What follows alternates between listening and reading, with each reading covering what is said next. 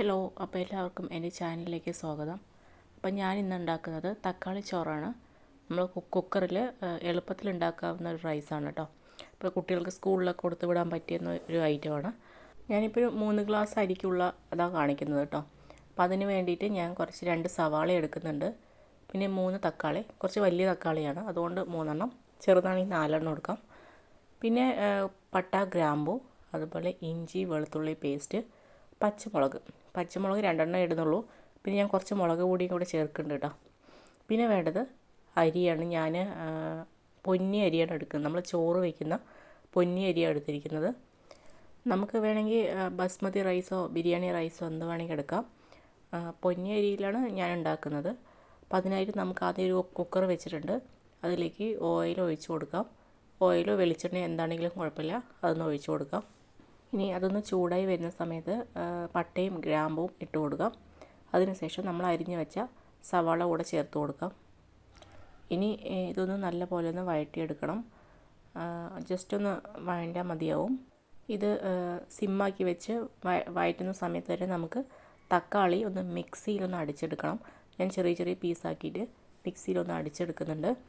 സവാളയൊന്ന് ആയി വരുന്ന സമയത്ത് നമുക്ക് ഇഞ്ചി വെളുത്തുള്ളി പേസ്റ്റ്, അതുപോലെ പച്ചമുളക് ഒന്നിട്ട് വഴറ്റി കൊടുക്കാം. അതിൻ്റെ ഒരു ഇഞ്ചി വെളുത്തുള്ളിയുടെ പച്ചമണം മാറുന്ന വരെ ഒന്ന് വഴറ്റി കൊടുക്കാം.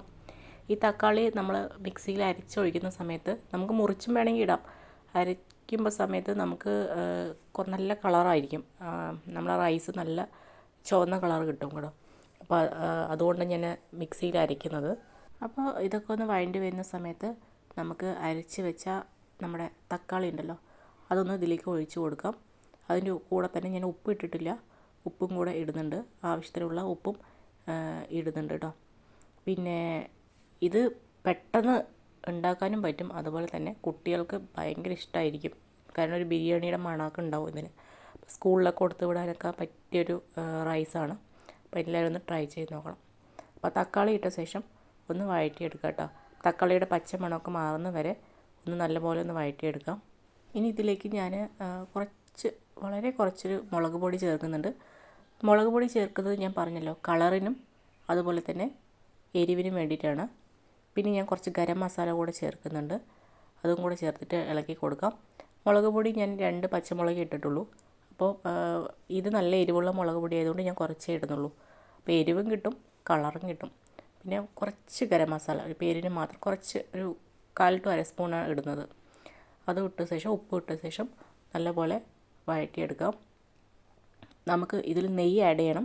അത് ഞാൻ വെള്ളം ഒഴിച്ച ശേഷം വെള്ളം തിളയ്ക്കുന്ന സമയത്താണ് നെയ്യ് ഇടുന്നത്. നിങ്ങൾക്ക് വേണമെങ്കിൽ വഴറ്റുമ്പോൾ തന്നെ ഓയിലിൽ കൂടെ കുറച്ച് നെയ്യും വേണമെങ്കിൽ ചേർക്കാം. ഞാനിപ്പോൾ മിക്സിയുടെ ജാറുണ്ടല്ലോ, ആ തക്കാളി അരിച്ചല്ലോ, ആ ജാറിലേക്ക് തന്നെ അളവ് വെള്ളം എടുത്തിട്ടുണ്ട്. 3 ഗ്ലാസ് അരിയാണ് ഞാൻ എടുത്തിരിക്കുന്നത്. അതിന് ഞാൻ 6 ഗ്ലാസ് വെള്ളം ഒഴിക്കുന്നുണ്ട്. പൊന്നി അരി ആയതുകൊണ്ട് തന്നെ, പൊന്നി അരി പല ടൈപ്പ് ഉണ്ടല്ലോ, ഇത് കുറച്ച് വേവുള്ള ഒരു പൊന്നി അരിയാണ്, അതുകൊണ്ട് തന്നെ 6 ഗ്ലാസ് വെള്ളം ഒഴിക്കുന്നുണ്ട്. അതിൻ്റെ ഒപ്പം തന്നെ ഞാൻ കുറച്ച് നെയ്യും കൂടെ ചേർക്കുന്നുണ്ട്. പിന്നെ പൊന്നി അരി, ബിരിയാണി അരിയൊക്കെ ആകുമ്പോൾ നമുക്ക് ഒരു വിസിൽ മതിയാവും. പക്ഷെ പൊന്നി അരി ആയതുകൊണ്ട് തന്നെ ഞാൻ കുറച്ച് സിമ്മാക്കിയിട്ടാണ് വെക്കുന്നത്. വിസിൽ വരുത്തുന്നില്ല, സിമ്മാക്കിയിട്ട് ഒരു 8-9 മിനിറ്റാണ് ഞാൻ വെക്കുന്നത് കേട്ടോ. അപ്പോൾ ഞാൻ നെയ്യ് ചേർത്തു. അതിൻ്റെ കൂടെ തന്നെ കുറച്ച് മല്ലിയില കൂടെ ചേർക്കുന്നുണ്ട്. അപ്പോൾ ഈ വെള്ളം ഒന്ന് തിളച്ച് വരട്ടെ. തിളച്ച് വരുന്ന സമയത്ത് നമുക്ക് അരി ചേർത്ത് കൊടുക്കാം. നമ്മൾ ബിരിയാണി റൈസൊക്കെ ആകുമ്പോൾ സിമ്മാക്കിയിട്ട് 7 മിനിറ്റ് അല്ലെങ്കിൽ ഒരു വിസിൽ, അതാണ് കണക്ക്. പക്ഷേ പൊന്നി അരി ആയതുകൊണ്ട് തന്നെ, അതുകൊണ്ടാണ് ഞാൻ വെള്ളം ഇരട്ടി ഒഴിച്ചത്. ബിരിയാണി റൈസ് ആകുമ്പോൾ ഇത്രയും വെള്ളം വേണ്ട. ഇപ്പം 2 ഗ്ലാസ് ആണെങ്കിൽ ഒരു 3.5 ഗ്ലാസ് വെള്ളം മതി, ഇരട്ടി വേണ്ട. പൊന്നി അരി ആയതുകൊണ്ടാണ് ഞാൻ ഇരട്ടി വെള്ളം ഒഴിച്ചത്. അത് ഞാൻ പ്രത്യേകിച്ച് പറയുന്നുണ്ട്. ഓക്കെ, അപ്പോൾ അതൊന്ന് ശ്രദ്ധിക്കണം. അപ്പോൾ ഞാൻ അരി ഇട്ട് കൊടുത്ത ശേഷം നമുക്ക് നല്ലപോലെ ഒന്ന് മിക്സ് ചെയ്തെടുക്കാം. എന്നിട്ട് ഈ സമയത്ത് നമുക്ക് ഉപ്പൊക്കെ വേണമെങ്കിൽ നോക്കാം, ഉപ്പ് പോരെങ്കിൽ ചേർത്ത് കൊടുക്കാം. അത്യാവശ്യം കണ്ടോ, റെഡ് കളറായിട്ടുണ്ട്. നമ്മൾ ആ മുളക് പൊടിയുടെയും തക്കാളിയുടെയൊക്കെ കളർ വന്നിട്ടുണ്ട്. അപ്പോൾ ഇതൊന്ന് നല്ലപോലെ തിളച്ച് വരട്ടെ.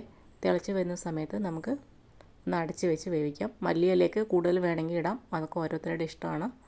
അപ്പോൾ അത് തിളച്ച് വരുന്നുണ്ട്. ഇനി നമുക്ക് കുക്കർ അടച്ച് വെച്ച് ഒരു 8 മിനിറ്റ് ഞാൻ വെക്കുന്നുണ്ട് കേട്ടോ. 8 മിനിറ്റ് വെച്ചിട്ട് ഇത് വേവിച്ചെടുക്കാം.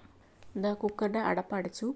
ഇനി നമുക്ക് ലോ ഫ്ലെയിമിൽ, ഏറ്റവും കുറഞ്ഞ തീയിൽ നമുക്കൊരു 8 മിനിറ്റ് വെക്കണം. ഈ വെള്ളം ഒന്നും കൂടുതൽ, ഇരട്ടി വെള്ളം ഒഴിച്ചതുകൊണ്ട് ഒന്നും കൂടുതൽ ഉണ്ടാവില്ല. പൊന്നി അരിയാണ്, നമ്മൾ ചോറ് വെക്കുന്ന അരിയാണ്, അതുകൊണ്ട് തന്നെയാണ് അത് ചെയ്തത്. ഇപ്പോൾ 8 മിനിറ്റ് കഴിഞ്ഞിട്ടുണ്ട്. അപ്പോൾ ഞാൻ ഗ്യാസ് ഓഫ് ചെയ്തു. ഇനി ഒരു 10-15 മിനിറ്റ് ഇതിൻ്റെ നിന്ന് എയർ പോയ ശേഷം നമുക്കിതൊന്ന് തുറന്ന് നോക്കാം കേട്ടോ. അപ്പോൾ ഞാനത് എയർ പോയിട്ടുണ്ട്. അപ്പോൾ നമുക്ക് തുറന്ന് നോക്കാം.